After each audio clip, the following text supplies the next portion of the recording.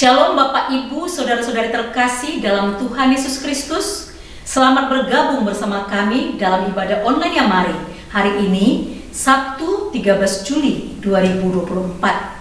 Bersyukur kepada Tuhan sebab kita dapat bertemu kembali dalam ibadah online Yamari yang ke-199 ini. Bukan karena kuat dan gagah kita, tapi semua hanya oleh Roh-Nya yang menguatkan kita semua dan dalam anugerah-Nya yang berlimpah dalam kehidupan kita, sehingga kita masih diberikan kesempatan untuk datang beribadah kepada-Nya. Karena itu, mari kita siapkan hati dan pikiran kita, tubuh, jiwa, dan roh kita untuk bersama-sama beribadah kepada Tuhan. Mari kita satukan hati kita dan menyerahkan seluruh rangkaian ibadah ini serta seluruh hamba-hambanya yang melayani. Dan kita buka ibadah online Yamari yang ke-199 ini hanya dalam nama Allah Bapa, Putra, dan Roh Kudus, dalam Kristus Yesus Tuhan dan Juru Selamat kita yang hidup. Haleluya.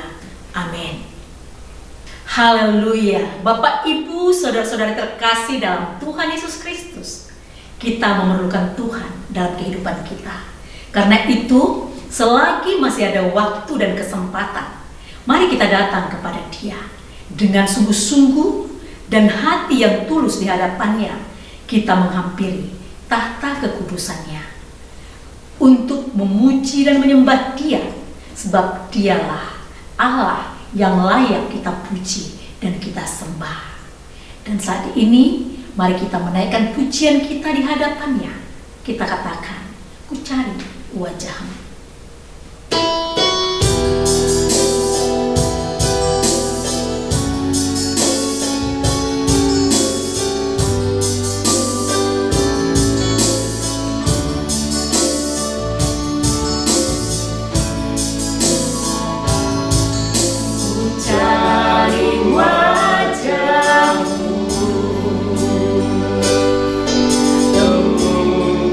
Kasih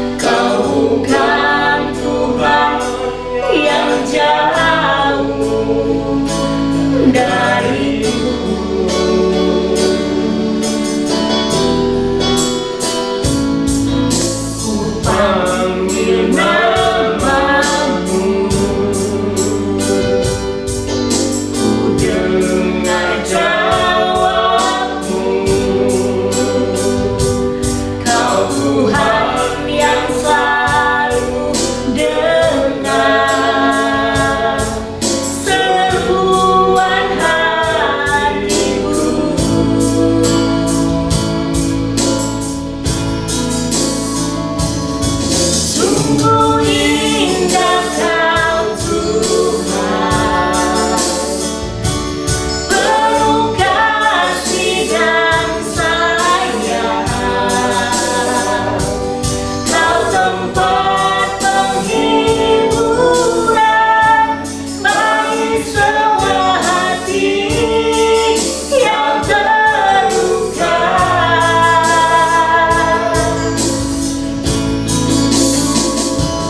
Sungguh indah Kau Tuhan, menara perlindungan. Kau sumber kekuatan bagi semua orang yang membutuhkan.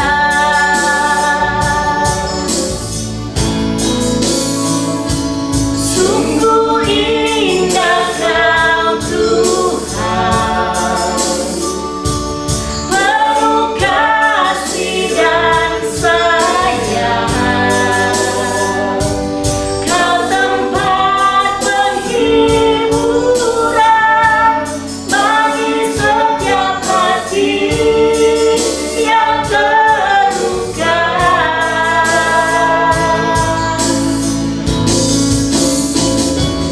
Sungguh indah Kau Tuhan, menara perlindungan.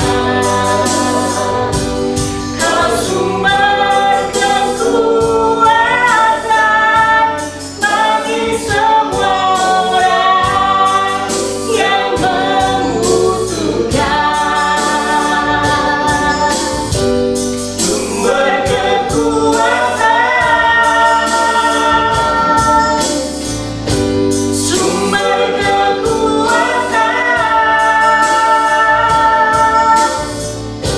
sumber kekuatan bagi semua orang yang membutuhkan.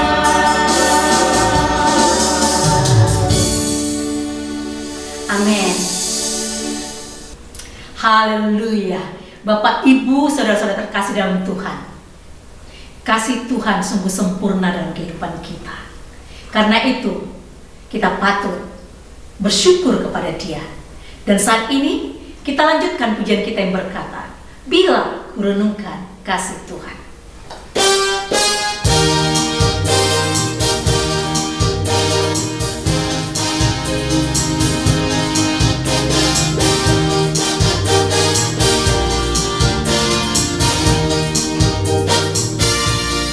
Bila kurenungkan kasih Tuhan yang tak menyelamatkan diriku,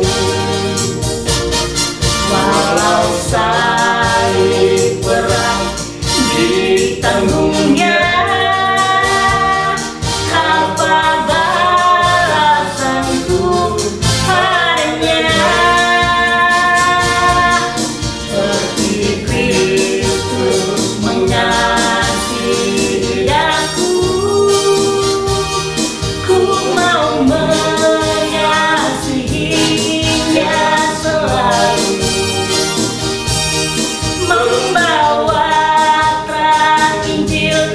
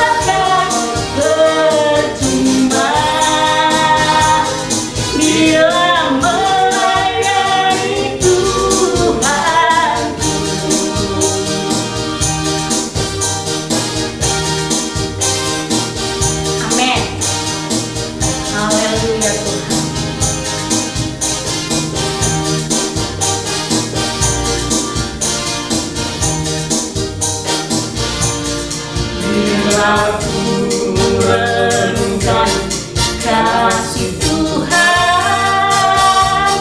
yang tak menyelamatkan diriku. Walau salib berat ditanggungnya, apa balasanku padanya? Seperti Kristus mengasihi aku, ku mau mengasihinya selalu, membawa terang Injil keselamatan sampai Tuhan datang kembali. Oh, bukan pada harta yang fana, sukacita itu berkumpul, tapi sungguh takkan percuma bila melayani Tuhanku. Oh, bukan pada harta yang fana, sukacita itu berkumpul, tapi sungguh takkan percuma bila melayani Tuhanku. Bila melayani Tuhanku, bila melayani Tuhanku.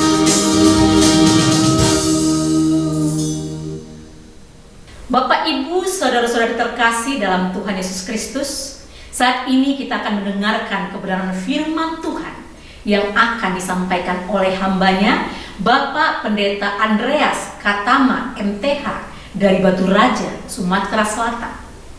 Adapun tema firman Tuhan adalah panggilan dan misi pengembara di bumi. Karena itu, mari kita siapkan hati, pikiran, dan seluruh hidup kita untuk ditaburi oleh benih firman Tuhan. Dan untuk menyambut pemberitaan firman Tuhan, mari kita bersama-sama menaikkan sebuah pujian yang berkata, "Kusiapkan hatiku Tuhan."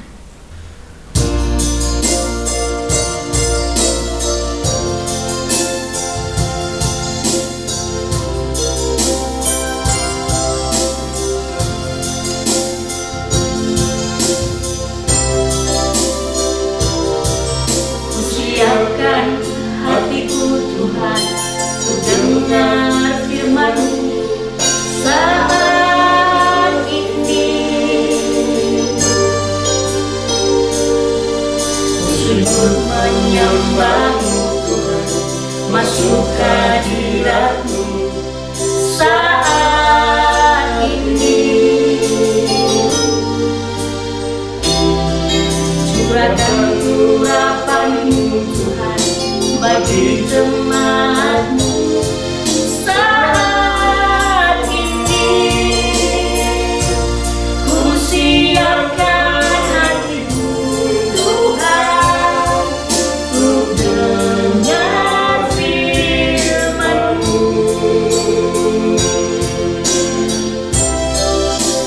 Firman-Mu Tuhan, tiada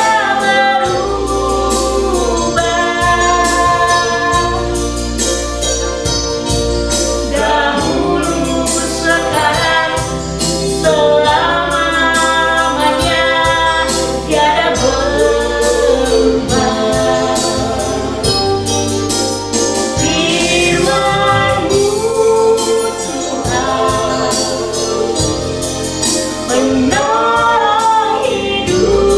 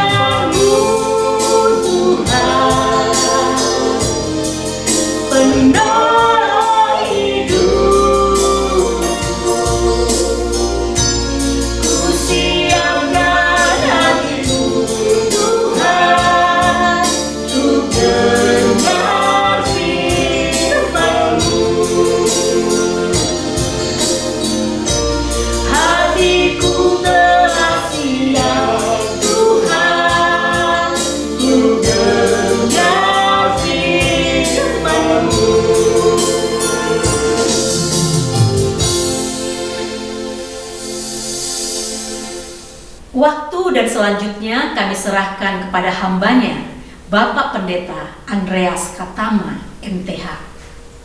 Shalom Bapak Ibu Saudara. Selamat berbakti kepada Tuhan. Dalam kesempatan yang baik ini saya akan menyampaikan kebenaran firman Tuhan dari surat Rasul Petrus yang pertama dan memberikan tema panggilan dan misi Allah bagi sang pengembara di bumi. Kalau kita memperhatikan Rasul Petrus menulis surat yang ditujukan kepada orang-orang kudus Allah yang karena iman mereka tersebar ke berbagai tempat, baik itu ke Pontus, Galatia, Kapadokia, itu wilayah-wilayah jajahan Romawi yang sekarang ada di negara Turki. Dan Rasul Petrus menyebut mereka sebagai pengembara di bumi, karena mereka harus meninggalkan Yerusalem, negeri di mana pencurahan Roh Kudus secara luar biasa terjadi dalam catatan Kisah Rasul pasal 2. Tapi dalam pasal 8 mulai aniaya dan mereka harus pergi ke tempat-tempat yang lain. Bisa kembali ke negeri asalnya atau juga menjelajahi negeri-negeri yang baru. Tapi mereka bukan sekedar melarikan diri dari aniaya di Yerusalem, tapi mereka memberitakan firman. Itu satu hal yang luar biasa. Di perantauan di negeri yang asing ini, mereka menghadapi tantangan, penderitaan dan aniaya. Dan Rasul Petrus menulis surat dengan tujuan menasihati mereka agar mereka tetap tabah, mereka bersuka cita karena mereka telah memiliki panggilan dan misi yang mulia dari Allah. Karenanya hari ini mari kita renungkan pesan Tuhan melalui surat Rasul Petrus yang pertama ini tentang panggilan dan misi yang Allah berikan bagi kita sebagai pengembara di bumi. Yang pertama saya mau mengajak kita melihat bahwa kita pun sebagai orang percaya, kita dipanggil untuk menjadi milik umat kepunyaan Allah. Rasul Petrus menegaskan bahwa kita semua adalah bangsa yang terpilih, imamat yang rajani, bangsa yang kudus, umat kepunyaan Allah sendiri. 1 Petrus pasal 2 ayat 9. Ini sebuah identitas baru bagi orang-orang percaya, baik mereka yang latar belakangnya orang-orang Yahudi, yang menjadi percaya kepada Yesus sebagai Mesias, Allah dalam rupa manusia yang telah datang, yang telah mati dan bangkit pada hari yang ketiga dan naik ke surga. Atau juga kepada orang-orang non-Yahudi, bangsa-bangsa yang lain.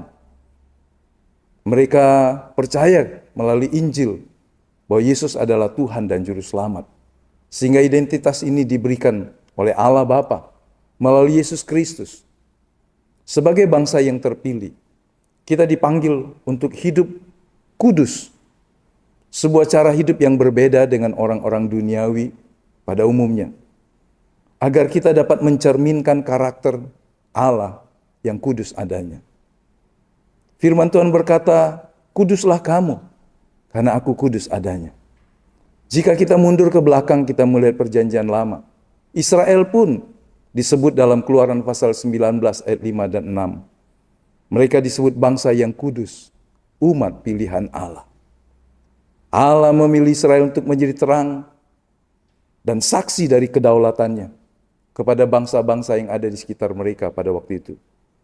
Dan bahasa yang sama yang ditujukan kepada Israel sebagai bangsa yang kudus, sekarang dikenakan kepada orang-orang yang menjadi percaya kepada Yesus Kristus, sehingga mereka juga disebut orang-orang kudus, umat pilihan Allah. Allah memilih Israel untuk menjadi terang bagi bangsa-bangsa di sekitarnya, sekaligus menjadi saksi dari kedaulatan Allah atas kehidupan manusia dan bangsa-bangsa. Bahasa yang sama kepada gereja, untuk menyebutkan gereja adalah bangsa yang kudus, umat pilihan Allah sendiri, bangsa yang terpilih, imamat yang rajani, menunjukkan kesinambungan antara panggilan Israel dan panggilan gereja sebagai umat yang dipilih oleh Allah dalam kedaulatannya. Yang kedua, setelah Allah memberikan kepada kita identitas yang baru sebagai bangsa yang kudus, Allah memiliki misi dalam hidup kita. Menaruh itu di dalam hidup kita. Dia memanggil kita. Bukan hanya keluar dari dalam gelap menuju terangnya yang ajaib. Yang membuat kita disebut gereja, eklesia, ekskaleo. Dipanggil keluar dari gelap menuju terang yang ajaib. Tetapi dia memanggil kita keluar dari gelap itu supaya kita bisa memberitakan perbuatan-perbuatan besarnya. Perbuatan yang ajaib. Dia yang telah menyelamatkan kita dari kegelapan dosa, kutuk kematian yang kekal, dan menjadikan kita anak-anak Allah. Memperdamaikan kita dengan darah Yesus, anak domba yang disembelih itu. Sehingga melalui korban Kristus, kita menjadi anak-anak Allah. Panggilan untuk memberitakan perbuatan-perbuatan besar dicatat oleh Rasul Petrus dalam ayat yang ke-9, 1 Petrus 2 ayat 9.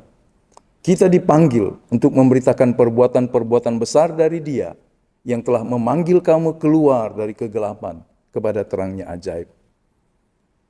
Panggilan kita adalah panggilan untuk menjadi saksi bagi dunia tentang kasih dan kuasa Allah yang menyelamatkan. Panggilan untuk memberitakan perbuatan besar Allah ini juga kita bisa jumpai dalam perjanjian lama, khususnya Mazmur, di mana para pemazmur seringkali memuji Allah atas tindakan penyelamatannya. Israel dipanggil untuk menjadi saksi bagi bangsa-bangsa lain tentang keperkasaan dan kedaulatan Allah. Sehingga melalui kehidupan bangsa Israel, nama Tuhan Allah dipermuliakan. Yang ketiga yang kita melihat di sini adalah Allah menempatkan kita sebagai pengembara di dunia ini. Rasul Petrus menyebut kita sebagai pengembara atau pendatang di dunia ini. Pasal 2 ayat 11. Bahwa dunia ini bukan rumah kita yang sejati. Meskipun kita dilahirkan di negeri ini atau di negeri yang lain. Tetapi secara rohani kita mengalami perjalanan menuju ke rumah kekalnya Allah. Supaya kita bisa tinggal selamanya di tempat yang disediakan Allah bagi kita, bagi setiap orang yang percaya dan yang mengasihi Dia. Sebagai pengembara di dalam dunia, ada hal yang harus kita ingat. Kita harus hidup fokus pada misi utama kita. Dan yang kedua, pada tujuan akhir. Dan ingatlah, jangan kita menyimpang ke kanan ke kiri. Karena berbagai godaan yang ada di dunia ini. Fokus kepada misi utama. Untuk memberitakan perbuatan-perbuatan Allah yang besar. Menjadi saksi baginya. Dan jangan lupa, kita akan mencapai tujuan yang disediakan Allah. Rumahnya yang kekal. Sebelum naik ke sorga, Yesus memberikan pesan kepada murid-muridnya. Aku menyediakan tempat bagimu. Supaya di mana aku ada, kamu pun akan berada bersama dengan aku. Itu sebuah kabar baik yang luar biasa. Orang seringkali di dalam godaan, mungkin berhenti, mungkin menyimpang ke kiri dan ke kanan. Tetapi Tuhan memanggil kita untuk terus memandang kepada tujuan surgawi. Panggilan surgawi. Bahkan Rasul Paulus katakan kepada jemaat di Filipi, berlari-lari mengejar panggilan surgawi.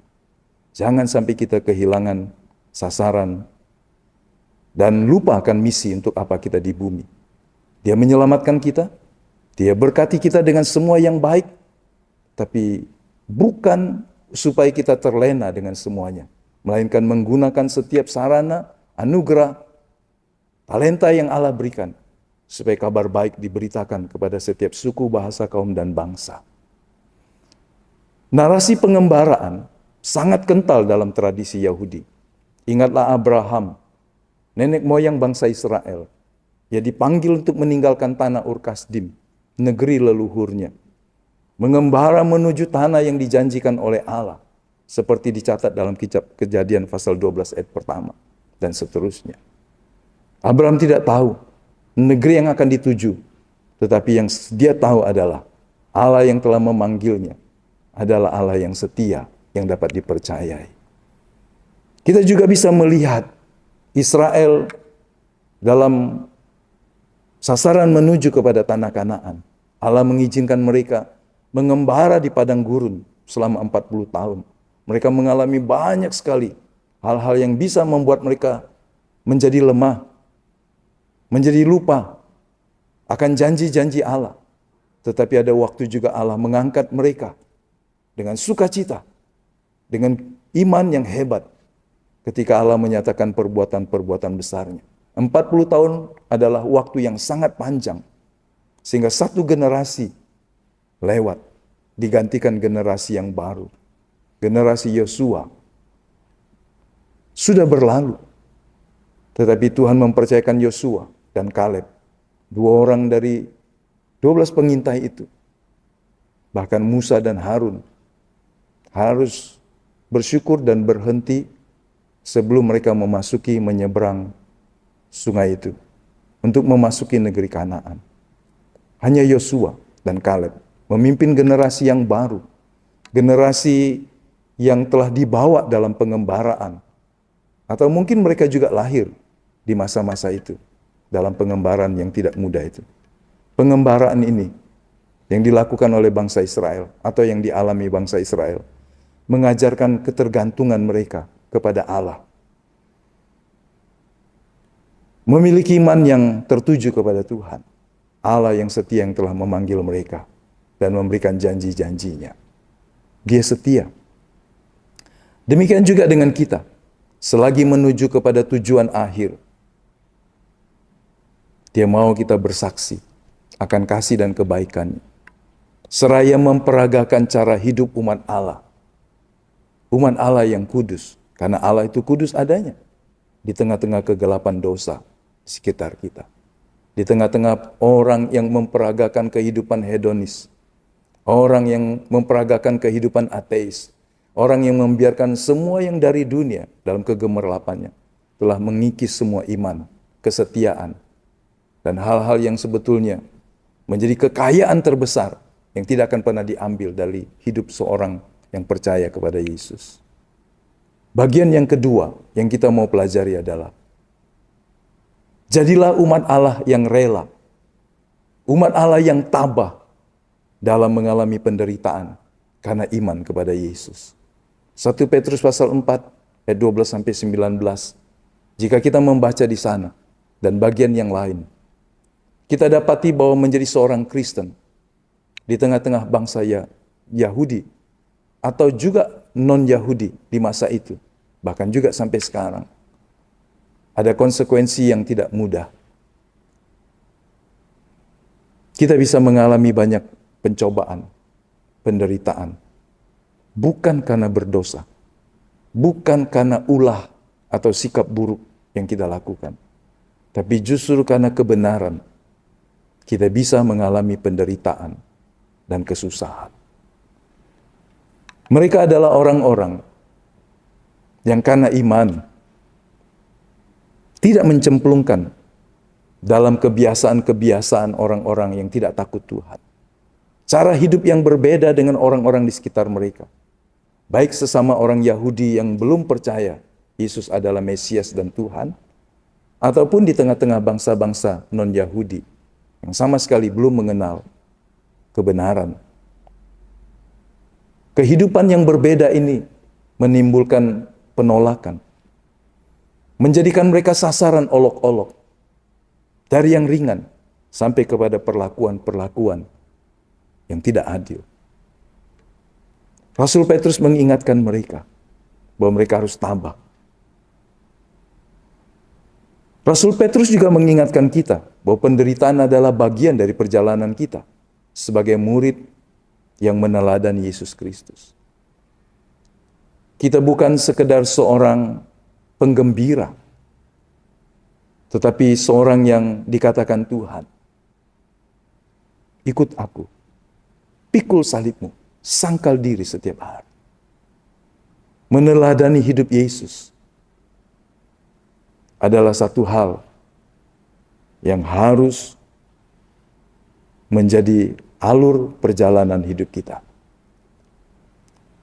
Pasal 4 ayat 12 dikatakan, janganlah kamu heran akan nyala api siksaan yang datang kepadamu sebagai ujian, seolah-olah ada sesuatu yang luar biasa terjadi atas kamu.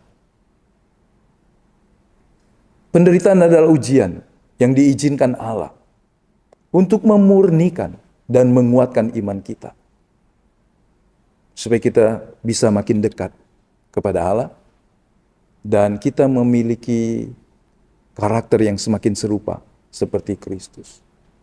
Jika Dia yang adalah Tuhan dan Juru Selamat kita, Allah dalam rupa manusia, rela menderita dalam kebenaran. Bahkan dikatakan oleh nubuatan Yesaya 700 tahun sebelum peristiwanya terjadi. Dia seperti seekor domba yang keluh, yang diam, yang membisu, yang dibawa ke pembantaian. Dia tidak membalas caci maki dengan caci maki.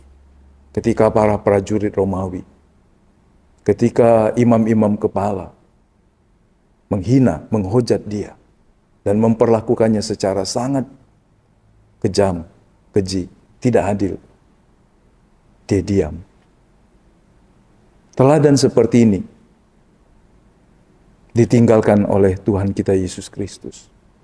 Meskipun Petrus sempat menyangkal Yesus, tapi dia adalah seorang yang pada waktu peristiwa ini terjadi, dia adalah salah satu murid yang ada sejak Yesus ditangkap di Taman Getsemani. Dia melihat semua perjalanan dari sejak dia dipanggil sebagai penjala manusia sampai Yesus dijatuhi hukuman mati, bukan karena kesalahannya.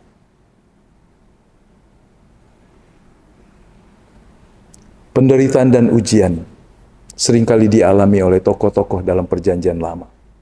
Kita bisa membaca kisah Ayub, seorang yang saleh, seorang yang melakukan semua hal yang baik dan yang benar yang seharusnya dilakukan oleh seorang manusia yang takut akan Allah.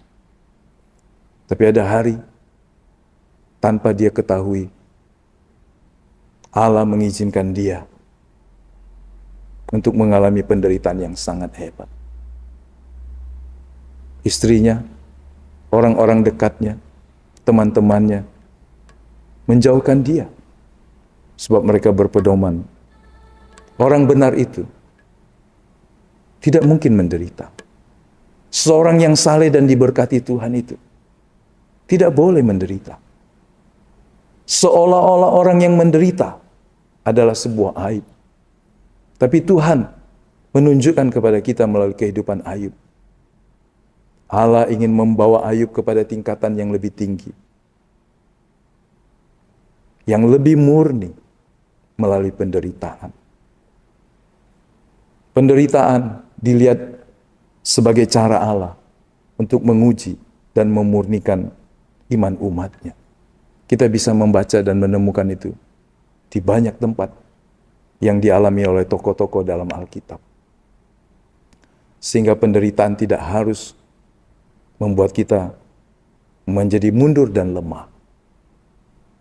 Penderitaan karena iman, karena melakukan kebenaran. Selanjutnya, dalam penderitaan itu, Tuhan ingin kita bersukacita. Pasal 4 ayat 13 dari surat yang pertama Petrus berkata, sebaliknya, bersukacitalah sesuai dengan bagian yang kamu dapat dalam penderitaan Kristus, supaya kamu juga boleh bergembira dan bersukacita pada waktu Ia menyatakan kemuliaannya. Itulah dari nyanyian lama. Salibmu akan digantikan dengan mahkota. Kita tahu banyak orang memimpikan hadiah, mahkota, reward dari Allah, tapi tidak mau memikul salib, tidak mau mengambil beban.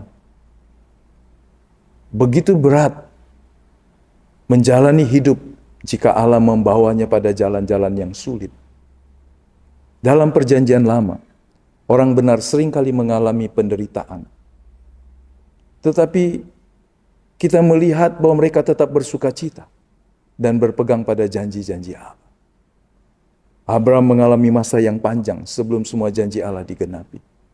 Kalau kita membaca Ibrani pasal yang ke-11, kita menemukan orang-orang yang didaftarkan sebagai pahlawan-pahlawan iman. Tapi ada satu kalimat yang luar biasa. Dunia ini tidak layak buat mereka.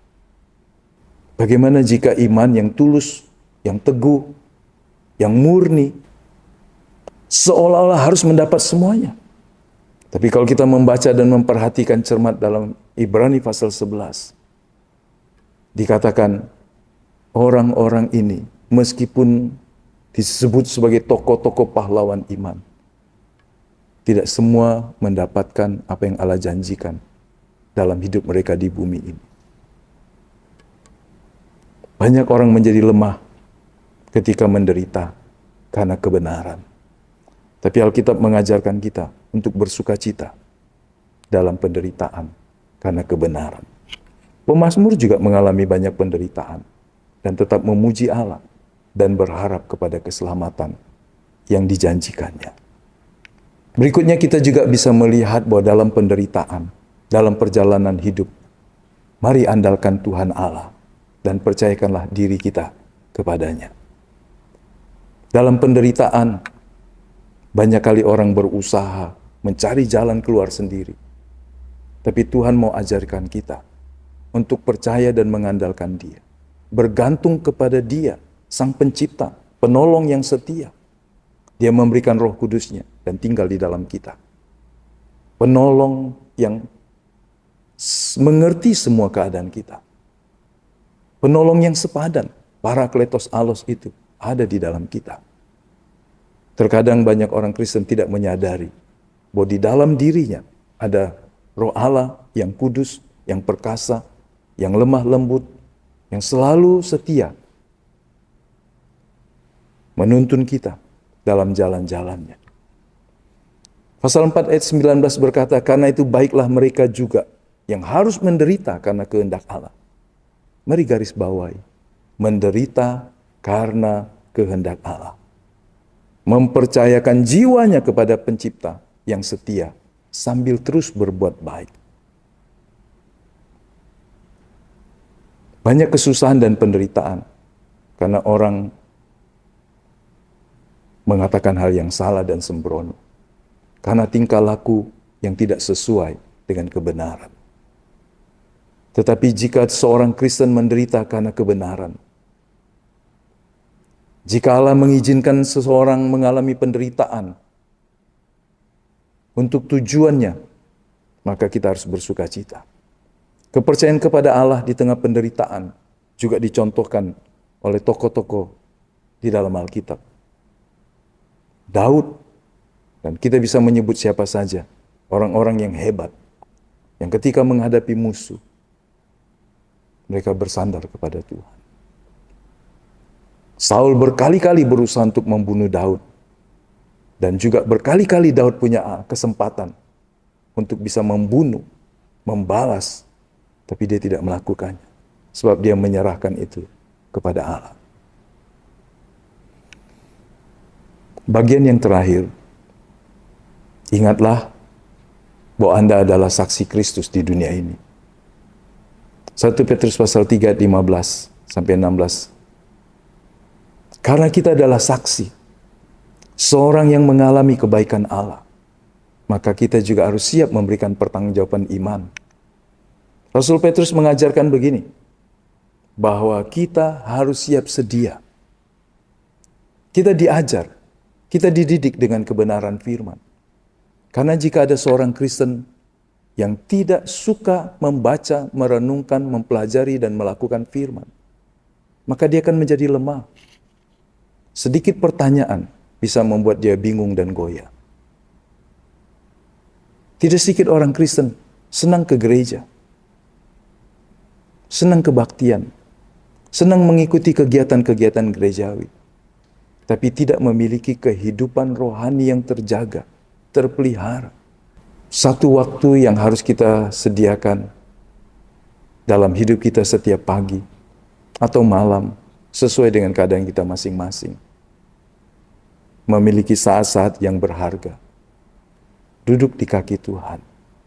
Memuji menyembah Dia. Membaca merenungkan firman Allah. itu menjadi sesuatu yang memberikan kepada kita kekuatan yang sangat luar biasa. Sumber kekuatan orang percaya adalah firman Allah dan Roh Kudus yang ada di dalamnya. Kita tahu banyak orang berusaha melemahkan iman orang-orang percaya. Di hari-hari seperti ini kita bisa mendapati banyak sekali percakapan-percakapan yang bisa membuat orang yang tidak memiliki dasar yang teguh menjadi goyah. Kita harus menjadi seorang Kristen yang haus dan lapar akan firman, yang disiplin dalam membaca dan merenungkan firman, menggali firman Tuhan. Dan ketika kita diperhadapkan kepada tuntutan untuk memberikan pertanggungjawaban iman, Roh Kudus yang ada di dalam kita akan memakai setiap perbendaharaan yang ada, perbendaharaan firman Tuhan, menjadikan jawaban kita dalam kelemah lembutan sekaligus dalam kebenaran. Bukan pendapat kita, tetapi pendapat firman Tuhan. Perhatikan juga tentang Daniel yang mempertahankan imannya meskipun di hadapan raja. Kita sangat ingat kisah Sadrak, Mesak, Abednego.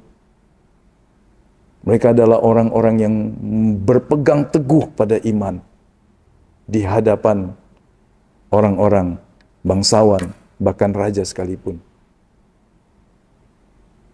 Meskipun ancamannya hukuman mati, dibakar dengan perapian yang begitu panas, atau dijebloskan ke gua yang sudah ditunggu oleh singa-singa yang lapar. Tapi Daniel tidak goyah dan tidak berkompromi.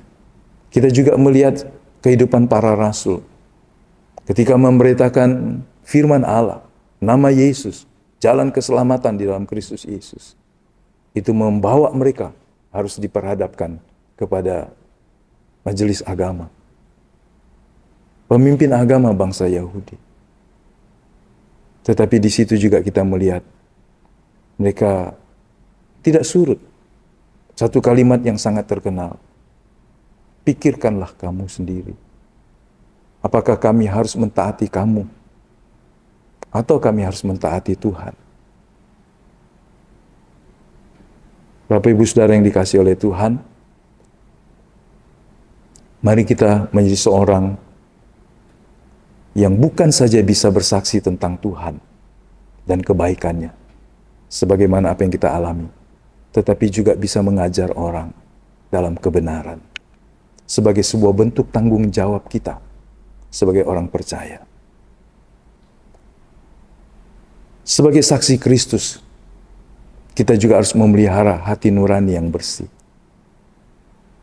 Supaya ketika kita difitnah, dicemooh, kita tidak menjadi kepahitan dan kemudian membalas. Perilaku anak-anak Allah di tengah kecaman, olokan, dan hinaan dapat dipancarkan dengan baik jika hati nuraninya bersih.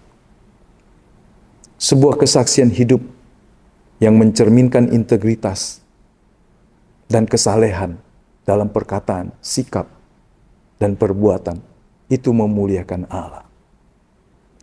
Biarkan Allah menjadi bangga dengan kehidupanmu tatkala engkau dicela dan reaksimu, responmu tetap baik dan benar di hadapan Allah.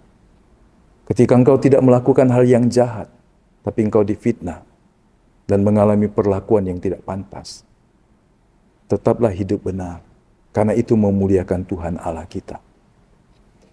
Betapa pentingnya menjaga hati nurani yang bersih dan integritas yang teruji. Mazmur dan Amsal banyak menuliskan hal ini. Bahkan pasal 24 ayat 4-5, Mazmur mencatat, hanya orang yang memiliki tangan yang bersih dan hati nurani yang murni yang menerima berkat dari Tuhan. Haleluya. Dan jangan lupa, seorang saksi yang memelihara hati nurani yang murni, dia juga harus rajin berbuat baik. Bukan berbuat baik sesekali pada waktu situasinya memungkinkan, tapi rajin berbuat baik bermakna bahwa memang sebagai anak-anak Allah, kita dipanggil untuk terus berbuat baik. Bahkan kepada orang yang melakukan hal yang tidak baik kepada kita. 1 Petrus 2 ayat 12 berkata, dengan demikian perbuatan baik kita akan menjadi saksi bagi orang lain dan membawa mereka memuliakan Allah pada hari Allah datang melawat mereka. Perbuatan baik kita sebagai bentuk kesaksian. Kita bisa juga baca dalam kitab Yesaya, di mana Israel harus memancarkan terangnya bagi bangsa-bangsa melalui perbuatan baik mereka. Ada banyak orang mau berbuat baik untuk imbalan yang pantas. Ada banyak orang mau berbuat baik karena ada motivasi-motivasi tertentu. Tetapi anak-anak Allah, orang-orang yang memiliki karakter Kristus yang semakin dewasa, dia tahu, dia berbuat baik karena memang dia adalah anak Allah.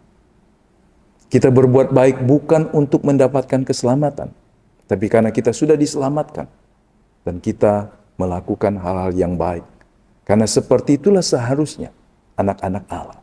Jika Allah adalah Bapa yang maha baik, anak-anaknya juga adalah anak-anak yang baik, yang rajin berbuat baik, yang tulus dalam berbuat hal yang baik.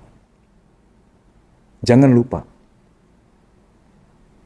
seorang yang sudah diselamatkan, buah kehidupannya harus dapat dirasakan oleh orang-orang di sekitarnya. Apa artinya keselamatan seseorang di lingkungan keluarganya, di lingkungan komunitasnya, jika orang-orang di sekitarnya tidak bisa mengecap kebaikan Allah dalam hidupnya? Kita bisa dapati contoh-contoh yang menyedihkan. Jika dalam satu keluarga baru ada satu orang yang percaya, atau dua orang yang percaya, yang lain masih belum, dan kesaksian yang tidak baik, yang tanpa sadar diperagakan oleh orang-orang yang sudah percaya ini, seolah-olah menahan orang yang ada di rumah itu untuk percaya kepada Tuhan. Jadi kadang-kadang orang Kristen tanpa sadar menutup pintu, menghalangi orang-orang yang belum mengenal Tuhan untuk mengenal Tuhan, karena mereka tidak menjadi saksi yang benar. Jika orang melihat kebaikan seorang Kristen penuh dengan intrik, penuh dengan motif-motif yang sama seperti orang dunia, apa bedanya?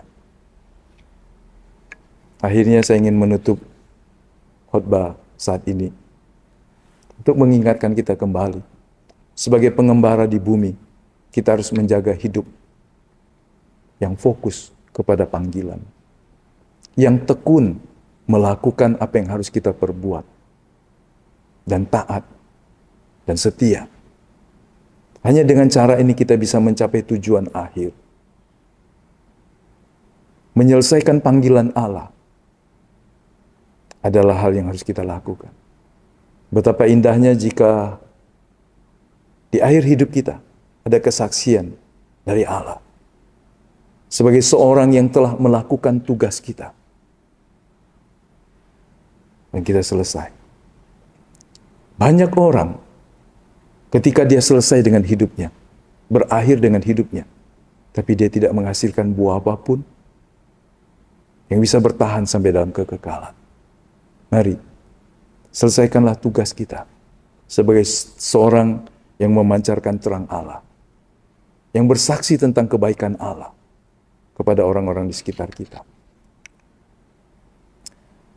Ingatlah bahwa kerelaan dan ketabahan dalam penderitaan yang Allah izinkan karena kebenaran, itu bisa menjadi kesaksian yang kuat, yang menunjukkan siapa kita, yaitu murid sejati dari Kristus Yesus, Tuhan kita. Jadilah orang yang rela ketika atas izin dan kehendak Allah harus mengalami banyak hal yang tidak seharusnya kita alami. Rasul Petrus katakan, anggaplah seorang yang menderita itu, yang diizinkan Allah, adalah seorang yang menerima kasih karunia.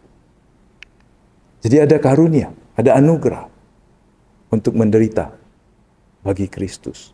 Dan itu satu kehormatan jika Anda sedang mengalaminya. 1 Petrus pasal 5 ayat yang keempat, pada akhirnya, apabila Gembala Agung datang, kamu akan menerima mahkota kemuliaan yang tidak dapat layu. Meskipun ayat ini ditujukan kepada para penatua, yang juga dinasihati oleh Rasul Petrus, tetapi ini juga menjadi kesempatan bagi setiap kita yang mau menjadi seorang yang mementori, menolong orang untuk mengenal Tuhan. Mungkin jabatan Anda, Bapak Ibu Saudara, bukan seorang gembala jemaat, tapi Anda bisa menggembalakan jiwa-jiwa dalam keluargamu, di tempat kerjamu. Anda bisa menjadi seorang gembala menuntun orang datang kepada Tuhan. Mentor juga berarti seorang yang bukan saja penolong, pengajar,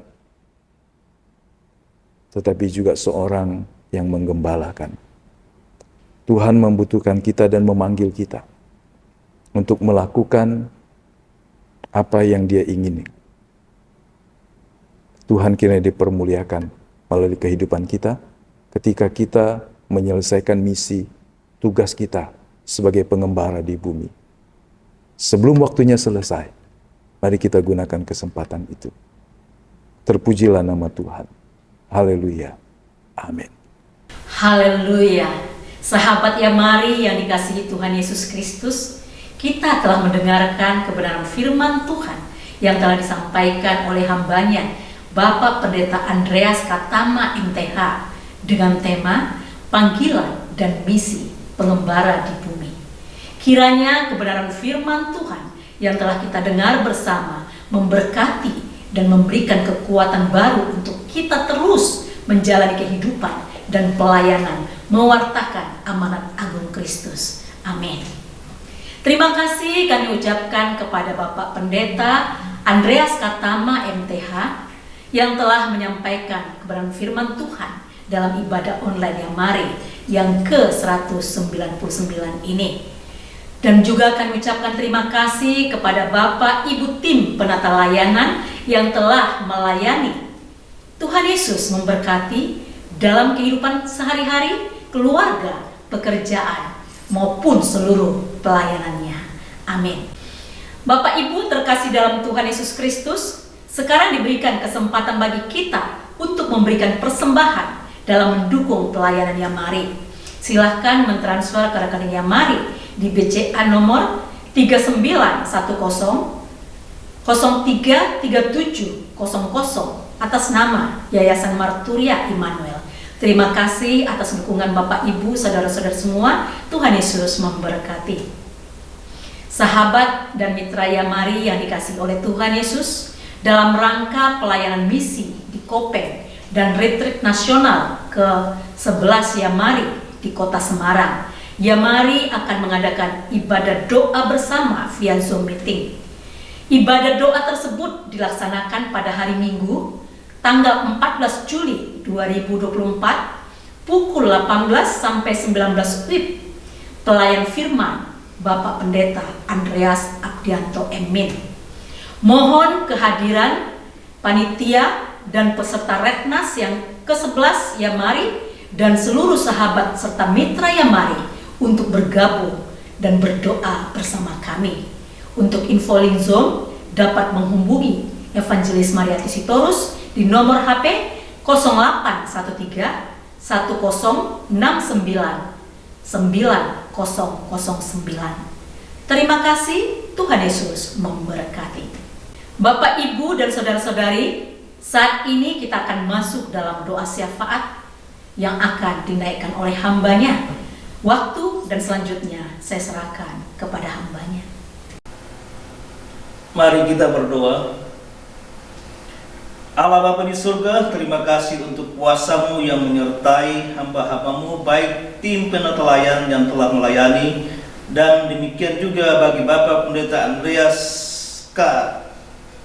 Tama MTH yang telah menyampaikan khotbah dengan tema Panggilan dan Misi Sang Pengembara di Bumi dalam ibadah online yang mari ke-199 ini. Dan kami firman Tuhan yang telah disampaikan oleh hamba-Mu dapat menjadi berkat bagi sahabat dan simpatisan yang mari yang setia bersama beribadah, serta Roh Kudus dapat menolong kami agar dapat mempraktikkan kebenaran firman Tuhan dalam hidup, dalam dunia kerja dan pelayanan.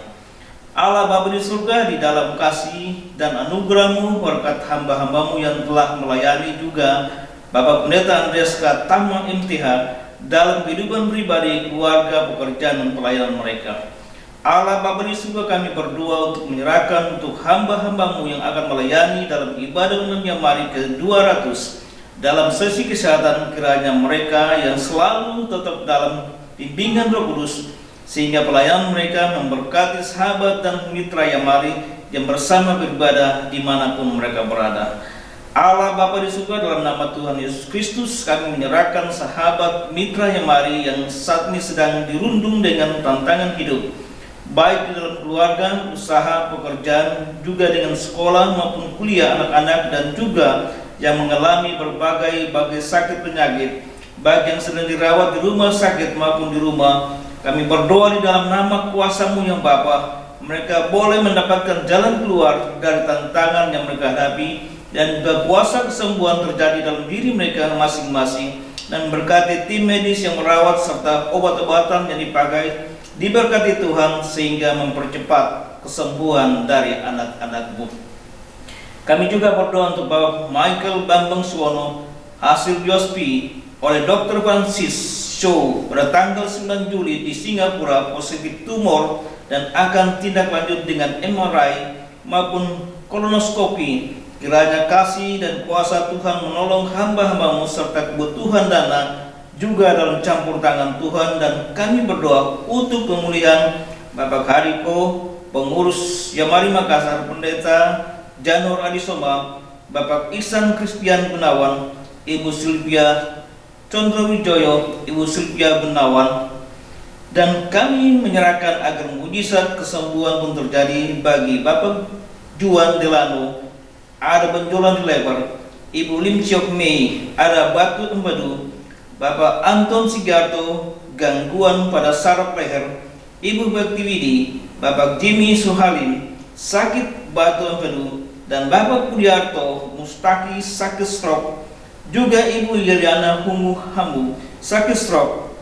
Dalam anugerah dan belas kasihan Tuhan mendengarkan derita mereka minta tolong, dan kuasa kesembuhan pun terjadi dalam diri mereka dalam nama Tuhan Yesus Kristus.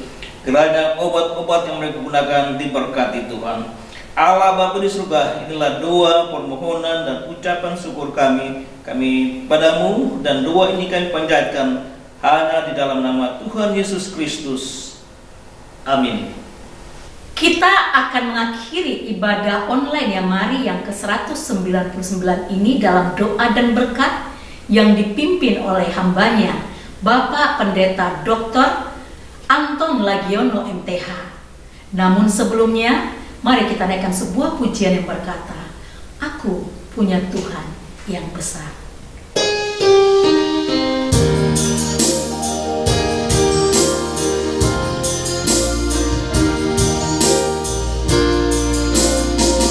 Aku punya Tuhan yang besar, yang telah berjanji dan sanggup menggenapi imanku bersepakat percaya.